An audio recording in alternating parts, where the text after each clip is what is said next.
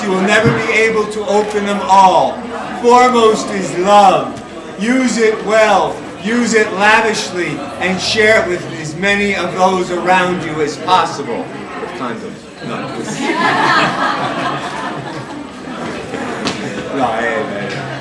Rachel, when you were born, God gave you so many gifts you will never be able to use them all.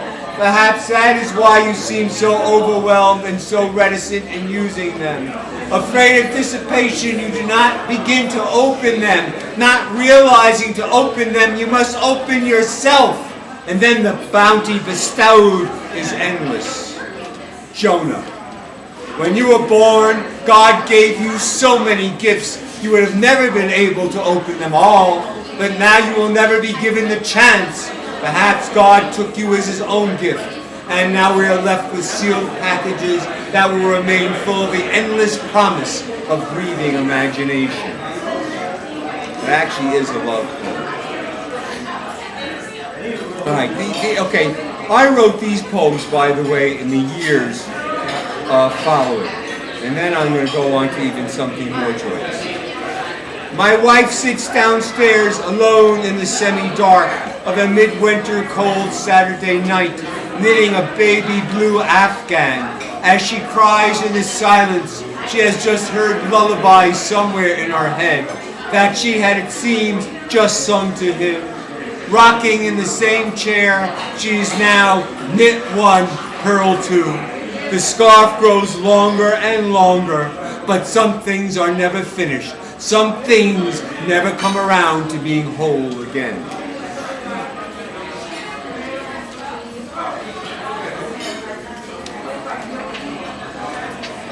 We're coming to the end, boys and girls. What is love? Is it the fear of being alone? What is it, love? Is it separation? What is love? Is it the fear of loss? Love should not be defined by the absence of anything after it is gone, but only surmised by its presence, warming up a cold room. Love is not lust, intimacy is not sex, yet they are all on the same playing field. There are, however, no officials to sort it out, and unfortunately the players must resort to their own devices, and yet no one wants to go home a loser.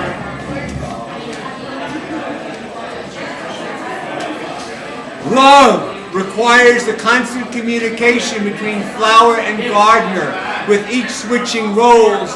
It is not a fountain that replenishes itself, but requires the irrigation of constant communication, or the flower and the gardener will wither.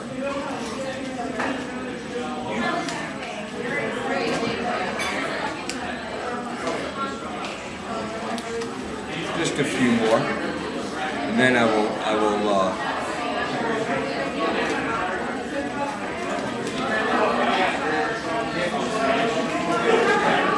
be of love a little more careful than of everything. Treat it gently, with many episodes of anguish. Surround it with glitter and gift wrap and tissue for tears. Stop often to open doors, imaginary and real. Look at the moon, look at your feet, look at each other with the same disbelief. Embrace life, embrace love, embrace one another. Sometimes things are not quite as they seem, but as they promise to be, and love is one of those things.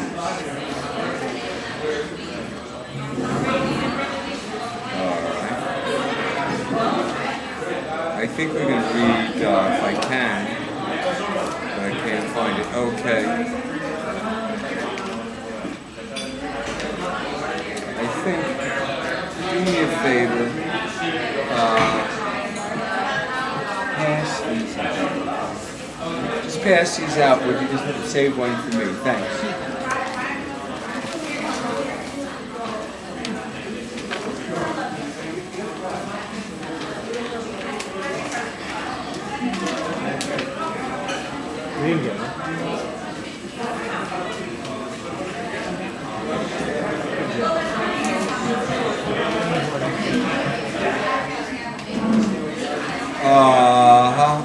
Okay.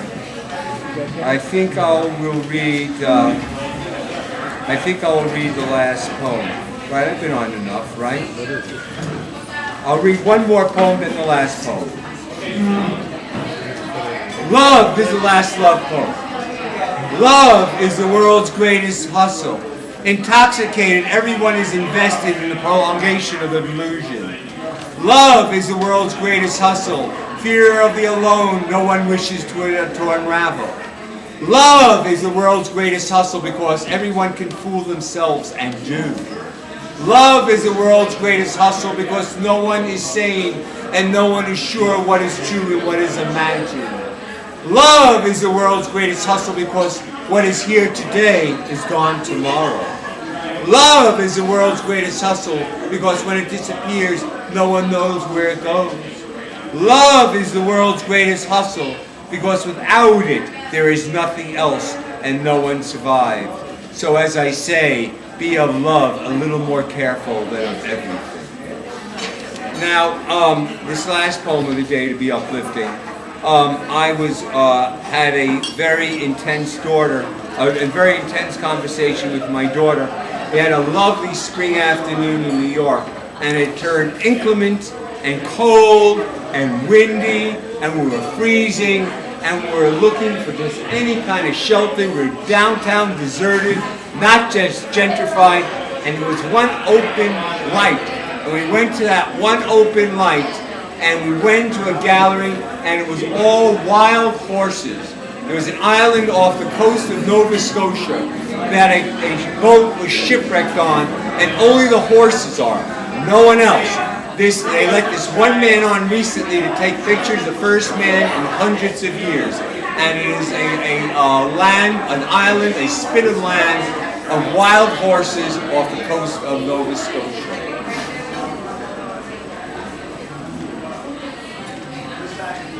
I was here before with the wild horses and you, on a winter night where it had cruelly promised spring in a day. We had looked into the eternity of almost certainly would not be forever, or even maybe not much longer, and cried into each other's eyes. You, my daughter, and I will not be together for an infinity, but my love for you shall be. And I love each one of you for coming today. I love Vince, I love Paul, I love my wife, I love my children, I love my friends. But as they say, I have a very odd way of demonstrating it.